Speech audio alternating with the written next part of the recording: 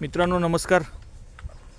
माझ्या मॉडर्न गोट फार्मिंग चॅनलमध्ये मी आपले मनापासून स्वागत करतो.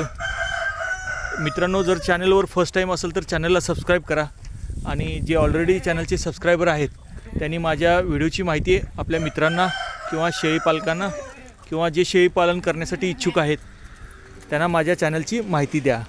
तर मित्रांनो, आपल्याला माहिती आहे की शेळीपालन हा एक तसा ग्रामीण भागातला अतिशय चांगल्या प्रकारे चालणारा व्यवसाय आहे आणि शेळीपालन करणं खूप फायद्याचं आहे. कारण शेळ्यांच्या मांसाला खूप डिमांड आहे आणि दिवसेंदिवस डिमांड वाढत आहे आणि सप्लाय कमी होत आहे. म्हणजे पुरवठा कमी आहे आणि मागणी जास्त आहे. तर अशा पद्धतीनं मित्रांनो, आपल्याला शेळीपालनाविषयी माहिती देण्याचा मी प्रयत्न करत आहे. आज एका ठिकाणी आलेलो आहे जिथं शेळ्यांचा एका शेतामध्ये ओपन स्पेसमध्ये, म्हणजे फ्री रेंज म्हणतो आपण गोट फार्मिंग, तर फ्री रेंजमध्ये हे फार्मिंग करतायत. एक सामान्य शेतकरी आहेत. तर त्यांनी त्यांचा उद्देश आहे की त्यांची काही यात्रा असते, तर त्याच्यासाठी लागणारी काही वर्षभरासाठी त्यांना म्हणजे आहे, तर ते त्याच्यासाठी त्यांनी पाळलेलं आहे. व्यवसाय म्हणून हा त्यांनी काही केलेलं नाही आहे, पण आपण आपल्या चॅनलवर व्यवसायाच्या दृष्टीनं आपण पाहत आहोत. तर एक शेळी आहे, देशी शेळी म्हणतो आपण, आणि त्याला अशी 2 करडं झालेली आहेत. म्हणजे साधारणतः ही एक 3 ते 4 महिन्याची करडं आहेत. अतिशय कोवळ्या उन्हात आता चांगल्या प्रकारे थोडा वाळला चारा खात आहेत. बघा, अतिशय बारीक ज्याला आपण भुसकट म्हणतो, तर ते भुसकट खात आहेत, तूर भुसकट. थोडं अजून दातावर, म्हणजे आता थोडं दूध बंद होईल, मग त्या ह्याच्यावर येतील पूर्ण चाऱ्यावर. आणि एक मित्रांनो, शेळीपालनामध्ये असं आहे की एक दोन पिल्लं आणि तीन करडं जर झाली तर वर्षभराचा आपल्याला आर्थिक फायदा मिळतो म्हणजे शेळीपालनातून. विचार करा, आज साधारणतः 700 रुपये किलो मटण आहे मित्रांनो.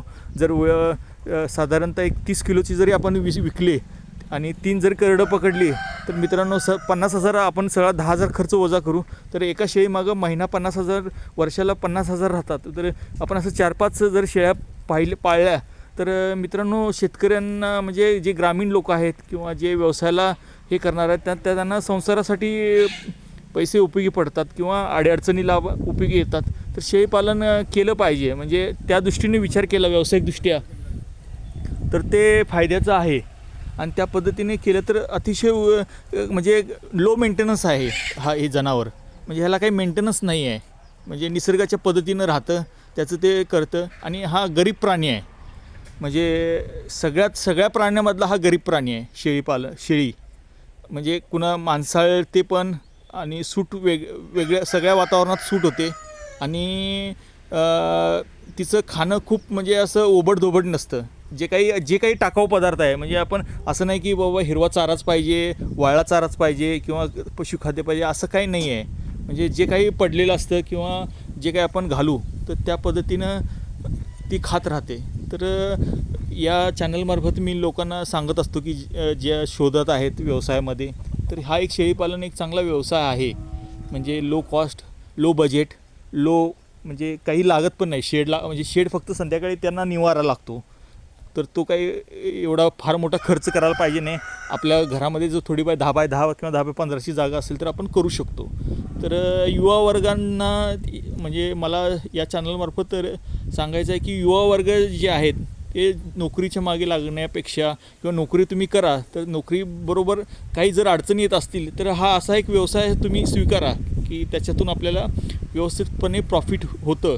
फक्त कसं आहे, त्याच्या आरोग्याकडे लक्ष दिलं पाहिजे, त्याची व्यवस्थित डिलिव्हरी झाली पाहिजे, आणि तिला खाणं आणि पाणी हे या मूलभूत गरजा आहेत. जसं माणसाला आपल्याला मूलभूत गरजा आहेत, तशा त्याच्याही मूलभूत गरजा आहेत, त्या पूर्ण झाल्या की राहतं. आणि 2-3 शेळ्या पाळल्या तर आर्थिक उत्पन्न येऊ शकतं आपल्याला, म्हणजे एक आपली संसार चालू शकतो. बघा, तुम्ही ग्रामीण भागामध्ये तुम्हाला शेळीपालन दिसेल का, तर त्याच्यातून खर्च निघतो आणि चांगल्या प्रकारे त्यांना आर्थिक प्राप्ती होते. तर हा उद्देश त्यांनी करूनच आहेत आणि चांगले हेल्दी आहेत. म्हणजे काटक प्राणी आहे हा. तसं कुठल्याही वातावरणात, पावसाळा, हिवाळा किंवा उन्हाळा, अशा वातावरणात राहतो तो. तर युवा वर्गांना रिक्वेस्ट आहे की या चॅनलमार्फत चांगल्या प्रकारे शेळीपालन करा, तुम्हाला निश्चित यश येईल. आणि कसं आहे की दुसरे व्यवसाय आहेत त्याला खूप इन्व्हेस्टमेंट आहे आणि त्याच्यातून लगेच उत्पन्न येईल याची खात्री नाही. पण हे असा व्यवसाय आहे की ह्याच्यात तुम्हाला 100% खात्री आहे, पुढचं दिसणारं मार्केट हा माहिती आहे तुम्हाला. आणि त्यामुळं हा व्यवसाय स्वीकारा आणि करा तुम्ही, काही अडचण येणार नाही. फक्त आपल्याला काय आहे, निसर्गाशी तो रुळणारा प्राणी आहे आणि 2 शेळ्या किंवा 3 शेळ्या आणि एक जर बोकड पकडला सुरुवात करायची असेल तर सुद्धा चांगलं आहे. आता ही शेळीसुद्धा क्रॉस आहे, क्रॉस शेळी म्हणतो आपण म्हणजे. तर मित्रांनो हे एक चांगल्या प्रकारे फ्री रेंज आहे, पोल्ट्री आहे, त्याचे वेगवेगळे व्यवसाय आहेत. इथे शेळीपालन केलेलं आहे, काही कुक्कुटपालन केलेलं आहे. म्हणजे थोडे व्यवसायाशी त्यांनी सांगड घातलेली आहे, म्हणजे त्यांच्या वेळेनुसार ते करतायत. म्हणजे सगळेच व्यवसाय असं शक्य नाही आहेत, पण त्यांनी त्यांच्या जे काही त्यांच्या जागेत स्पेस आहे ते सर्व युटिलाइज केलेलं आहे. आणि हा बघा अतिशय हेल्दी आहे, म्हणजे ही शेळी असं वाटणार नाही, हा जवळजवळ बोकड असल्यासारखंच आहे. त्याची ॲक्टिवनेस बघा, त्याची शार्प हे बघा, मोमेंट बघा, त्याची शरीररचना बघा, म्हणजे त्यांनी ते मेंटेन केलेलं आहे. म्हणजे अतिशय महत्त्वाचं आणि चांगल्या प्रकारे त्यांनी तिला बनवले. किंवा हे सर ह्याला पिल्ली किती होतात? पूर्ण वांजट आहे. बरं. त्याचे काही निसर्गाचे काही हे असतात, त्यामुळं निसर्गाच्याला त्या शेळीकडून थोडंसं अडचणी आहेत, तर ते काय आपण करू शकत नाही. त्याला काय जे आहे त्या स्वीकारावं लागतं. आता ह्या शेळीचं प्रोडक्शन चांगलं आहे, म्हणजे चांगल्या प्रकारे अशा पद्धतीनं उस्मानाबादी आपल्या निसर्गाशी राहणारे शेळ्या निवडा, जाती निवडा, म्हणजे ते आपल्याला सूट करतील. कुठून तरी लांबून आणायच्या कुठल्या तरी दुसऱ्या प्रदेशातून आणि त्या इथं वाढवायच्या आणि त्याच्यातून उत्पन्नाची शाश्वती घेण्यापेक्षा आपल्या जवळच्याच लोकल शेळ्या निवडा आणि त्याच वाढवा.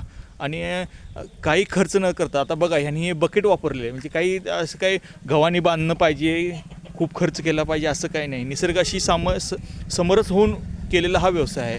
तर आशा करतो मित्रांनो थोडीफार माहिती आहे. व्हिडिओची माहिती आवडली असेल लाईक करा, शेअर करा आणि सबस्क्राईब करा. मित्रांनो व्हिडिओ पाहिल्याबद्दल धन्यवाद.